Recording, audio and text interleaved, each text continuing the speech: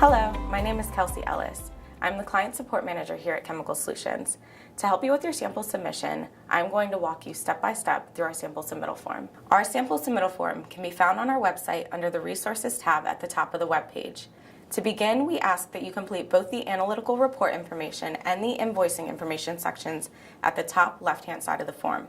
If the invoicing information does not differ from the analytical report information, feel free to leave this section blank. Please note that the purchase order information for your sample submission is to be included in this section if applicable. If you include a purchase order number, it will appear on your final analytical report. The report contact field should include the name of the individual that you would like the final analytical report to be addressed to.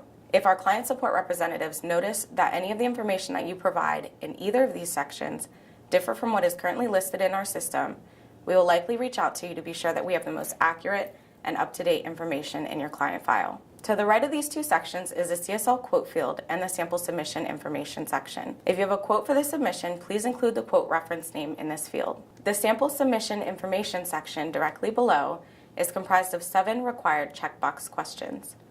Please select the type of sample matrix that you are submitting. Only one type of sample should be submitted per form. Please indicate your desired turnaround time. Our standard turnaround time is 5 business days. As you can see, we do offer expedited analyses to provide 4, 3, 2, 1, and even same-day turnarounds. If you are seeking rush turnaround time, it is best practice to contact us before the sample is shipped to be sure that we can accommodate your request. Please indicate whether any additional paperwork will accompany the sample submittal form. Examples of paperwork that is often included with the sample submission are MSD sheets, purchase order documents, or a copy of the provided quotation for the submission if applicable. Please indicate whether we have performed a validation for the product or products included in your submission. Validations are both client and product specific. If you need additional information regarding validations, or if you are interested in having a product validated at Chemical Solutions, please contact us. We are more than happy to help you. Please indicate whether the results of the testing requested in your sample submission are in support of the release of drug products in the marketplace. Likewise, please indicate whether or not CSL should dispose of the sample in a sanitary landfill upon testing completion. If the sample is toxic, biohazardous, or should instead be returned to you once testing is complete, please check No and specify your preference for return or disposal. Lastly, please indicate that you have read, understand, and agree to the Chemical Solutions terms and conditions. If you need to access our terms and conditions, please visit the Sales Terms and Conditions page of our website for this information. Once the top portions of the sample submittal form are complete, please proceed to include the required sample information for each of the samples that you plan to submit.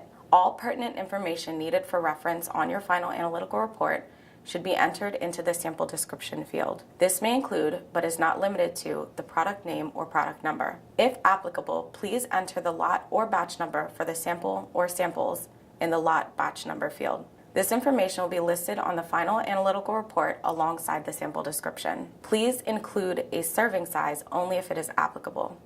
The serving size is generally the recommended daily dose as listed on the product label. Please do not enter the amount of sample that you are submitting unless you would like that to be treated as a serving size. Results will be reported per serving unless otherwise specified in the target level specification field and/or the reporting units field.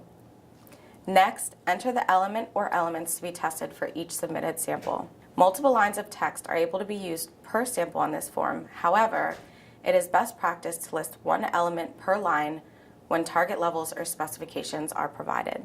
The method field should be used to specify whether you would like your analyses to be performed via ICP-MS or ICP-OES. If you instead have a method that you would like us to utilize for the digestion or analysis of your sample, please indicate this in the field. The use of a client-provided method must be cleared with us prior to processing your sample. If you are unsure of the method that is best suited for the analysis of your sample, please feel free to leave this section blank. Our laboratory personnel will use their best judgment in choosing the correct method for the sample based on the nature of the sample and the testing requested. Next, enter the desired minimum practical quantitation level, or PQL, for the elements along with the associated units. An example of this would be 0.01 ppm or 5 ppb. Detection levels vary from element to element and also depend on the sample matrix. So if we are unable to fulfill your PQL request, you'll be contacted by a member of our laboratory staff. If this field is left blank, we will report your results using our standard PQLs or the lowest PQL that can be reached for that specific analysis. The anticipated values or limits for the elements to be tested with the associated reporting units should be entered into the target level specification field. The values listed in this field on your submittal form will be included on your final report and will be considered only target levels unless specifically indicated as specifications. Please use the checkboxes in the heading of this column to indicate whether the values listed are target levels or specs.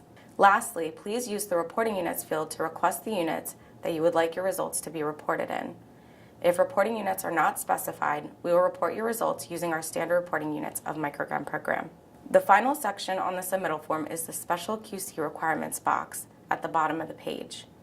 Please use this box to include any special notes or requests that you would like us to acknowledge for the submission. Upon completion of the sample submittal form, please click the Submit Form button at the top right-hand side of the page. This will send an electronic copy of your form via email to our client support representatives. Once your samples are ready for shipment, we ask that you also include a copy of this submittal form with your package. If you have any questions at all, please just give us a call.